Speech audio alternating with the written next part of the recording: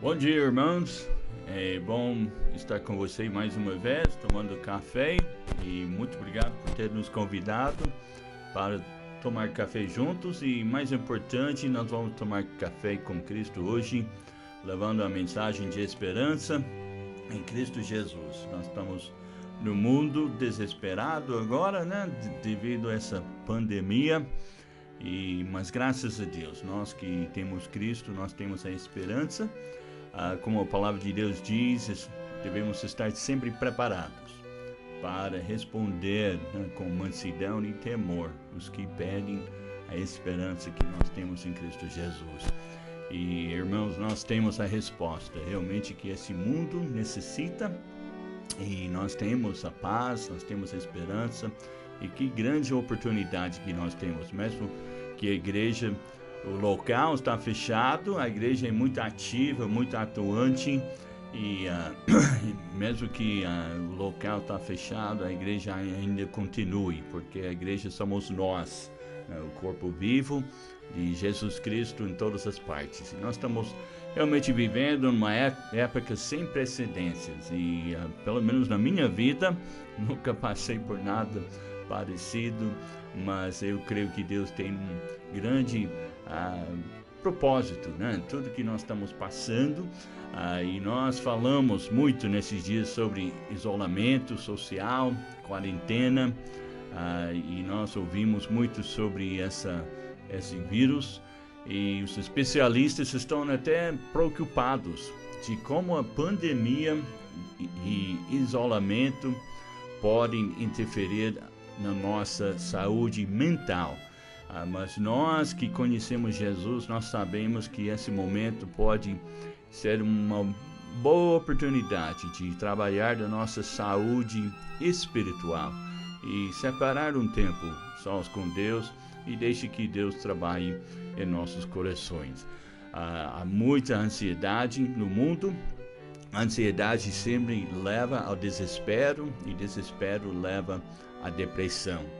E por isso nós estamos estudando nesses dias em 1 Reis capítulo 19, estudando a vida de um homem de Deus que passou por um momento de isolamento, por um momento de depressão. Realmente, nas notícias do ano passado, aqui no Brasil, o Brasil foi campeão. O relatório da Organização Mundial de Saúde fez uma pesquisa entre 18 países de alta e baixa renda, e entre eles o Brasil, e descobriu que o Brasil tem o índice maior de pessoas deprimidas e de antidepressivos. Então, realmente, alguns dizem que o mal do século XXI é a depressão. Portanto, nós estamos falando nesse assunto. Surge a pergunta, então, a depressão pode acontecer na vida de uma pessoa de Deus? Seja crente, seja obreiro, seja professor da escola dominical, seja pastor.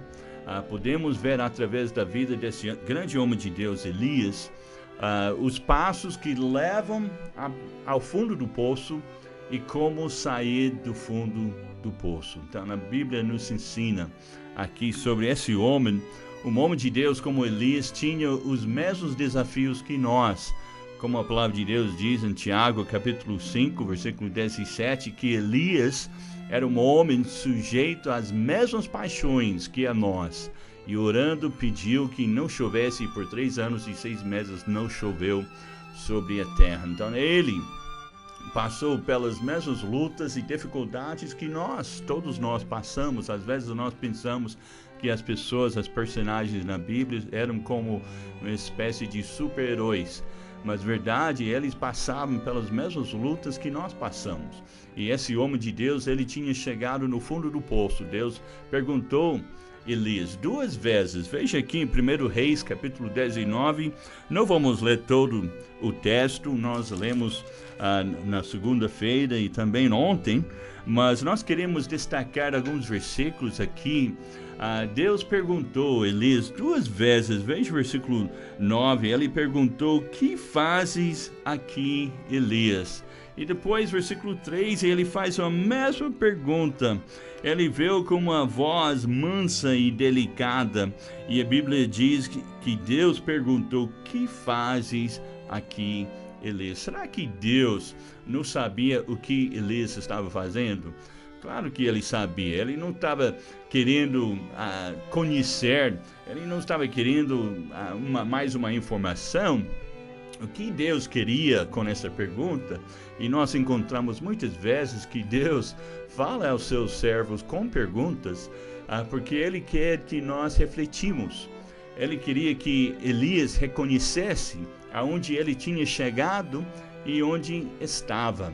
Então Deus, com sua voz suave e mansa, ele queria levantar Elias do fundo do poço. Elias, o que está fazendo aqui? Olha até que ponto que chegou na sua vida. Deus sabia o que ele estava fazendo, mas ele queria que ele refletisse sobre o seu estado. E a Bíblia diz que a palavra de Deus é como uma espada, né, de dois gumes que penetra até a divisão da alma e do espírito. Então penetra a alma e o espírito. É importante discernir que é entre o problema mental, sentimental ou espiritual. Por isso a Bíblia diz que a palavra de Deus penetra até a alma e o espírito. A Bíblia diz que o homem foi feito na imagem e semelhança de Deus. Deus é Pai, Filho e o Espírito Santo. E o homem é feito como alma, corpo e espírito. E Deus, com a sua palavra, ele é tão perfeita. A palavra de Deus é tão perfeita que ela tem resposta para os nossos problemas. Então nós precisamos tratar o homem no integral: alma, corpo e espírito. E a relação e a ordem dessas três devem ficar sempre o espírito, em primeiro lugar a alma e depois o corpo ou a carne. Então o espírito fala sobre nossa comunhão com Deus, que deve ser em primeiro lugar. E daí, segundo, a alma fala sobre o intelecto, sobre os pensamentos, atitudes, decisões, devem ser baseados também na palavra de Deus. E daí, terceiro, a carne, o físico, tem que ser sobre o domínio da nossa alma e também no domínio do nosso espírito. Então é importante entender que nós fomos criados por Deus nessa forma. Então, no 1 Reis, capítulo 19, através da experiência de Elias, nós podemos ver os sintomas de uma pessoa deprimida e daí o antidepressivo de Deus, o que Deus receitou para que ele saísse daquela situação. Então, primeiro, veja aqui os sintomas de uma pessoa deprimida. A Bíblia fala que Elias, ele teve um sono demasiado, né? Quer dizer, uma pessoa desanimada, uma pessoa deprimida, ela tem desânimo das coisas normais da vida, né? Ela tem descuida da sua aparência, ela tem dificuldade para se concentrar e pensar, ela sente-se sem esperança, ela autocondena. A Bíblia diz que Elias até perdeu a esperança. Então ele correu e chegou debaixo daquele zimbro, ele dormiu, depois ele correu mais e ele dormiu dentro daquela caverna. Ele estava indo cada vez mais no fundo do poço. E daí, muitas vezes, a pessoa, quando chega a esse ponto, também tem com frequência pensamentos de morte e até suicídio. A Bíblia diz que Elias 2 vezes ele pediu para morrer. Então perde interesse, o prazer nas coisas. Elias, ele sentiu apatia, tem alterações no apetite, no peso. Elias até perdeu vontade de comer. E a Bíblia diz que Deus teve que acordar ele para alimentá-lo. Então aí a pessoa também, quando está nesse estado, ela muda facilmente de tristeza para irritação e para a angústia. Então, uma hora Elias está culpando o povo por seu problema, outra hora ele está culpando Deus. Então, quais os motivos que muitas vezes leva à depressão. Às vezes, depressão é o resultado de um desequilíbrio físico ou um cansaço. Nós podemos ver na vida de Elias como que ele passou, antes desse acontecimento, aqui em capítulo 19, ele passou por uma grande luta em capítulo 18. E a Bíblia diz em Provérbios 18, versículo 14, o espírito do homem susterá a sua enfermidade, mas o espírito abatido, quem o suportará? A maioria dos que experimentam a depressão também, muitas vezes é resultado de reagir erradamente a certas perdas na sua vida. Então, Elias, ele perdeu realmente a sua segurança, porque ele estava ameaçado à morte.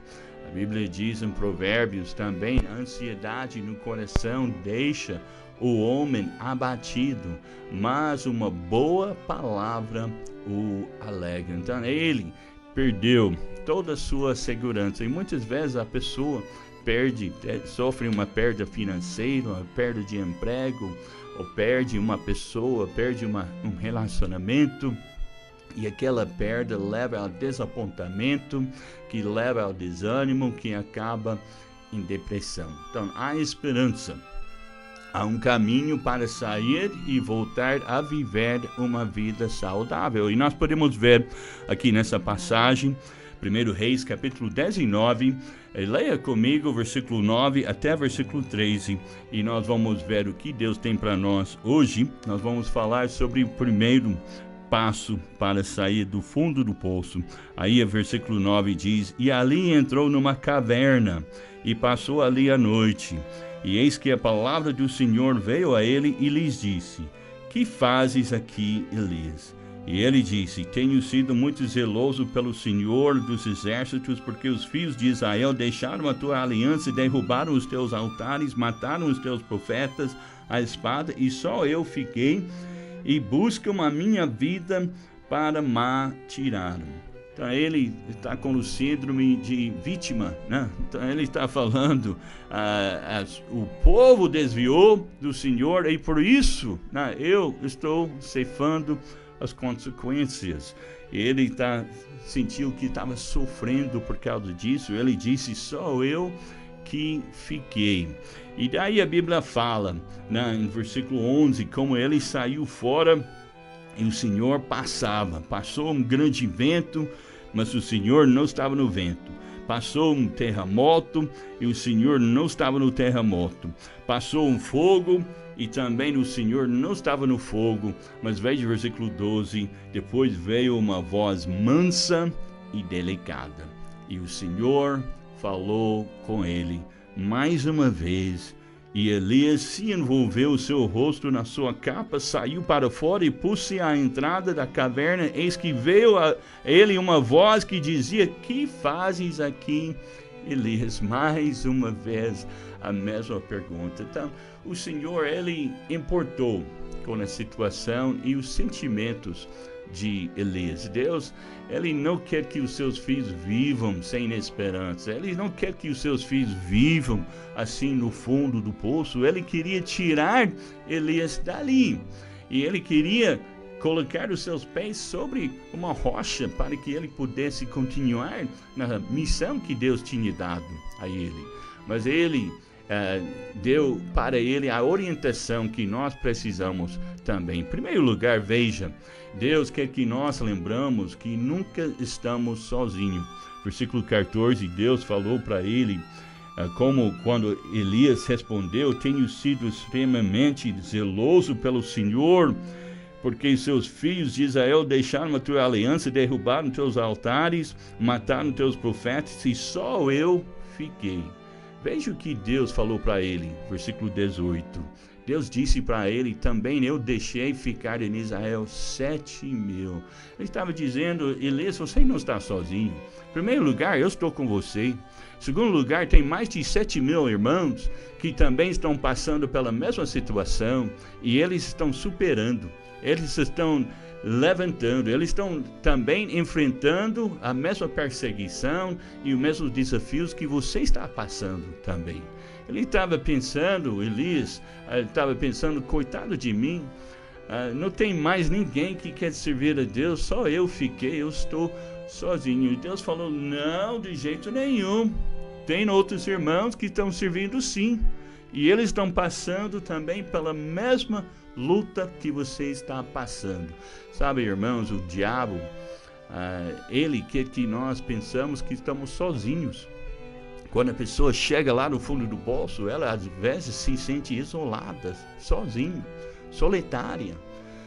Pensa que nós somos vítimas, nunca ninguém passou por aquilo que eu estou passando agora. Mas não é verdade. A verdade é que pessoas já passaram por coisas piores de mim.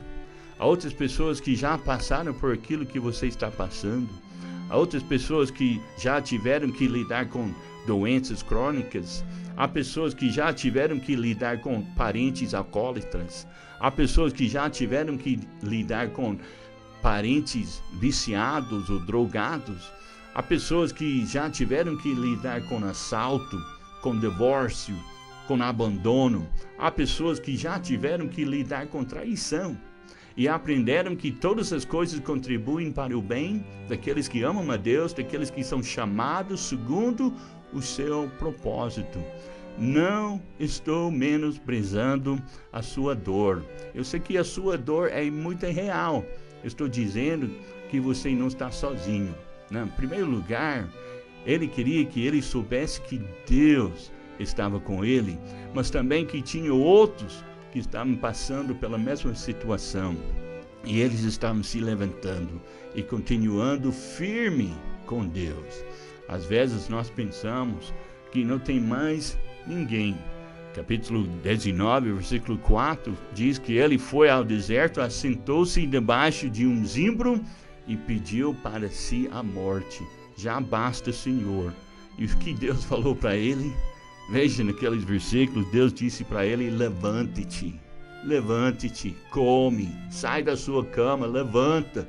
Você precisa comer, precisa se alimentar, você precisa continuar a sua vida.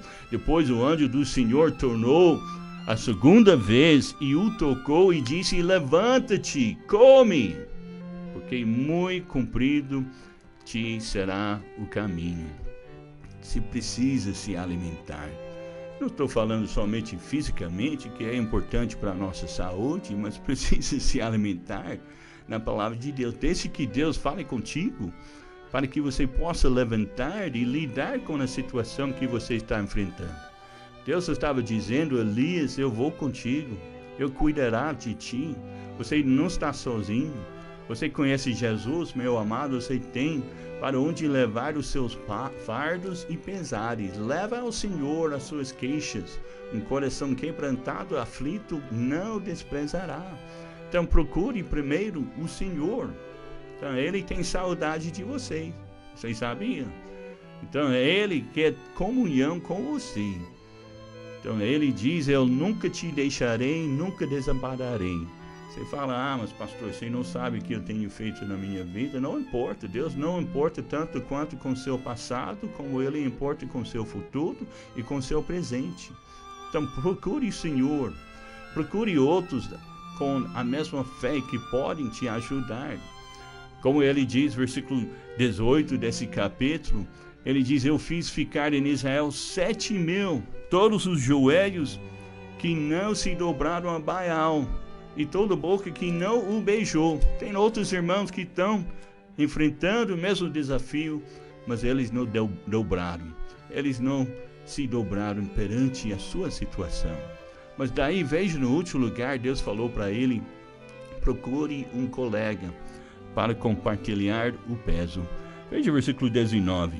A Bíblia diz, partiu, pois, Elias dali e achou a Eliseu, filho de Safate, que andava lavrando com 12 juntas de bois adiante dele, e ele estava com do 10º, e Elias passou por ele e lançou a sua capa sobre ele. Deus enviou alguém, um parceiro, para ajudar na sua caminhada. para levar aquele peso, aquele fardo e ajudá-lo a continuar na sua vida.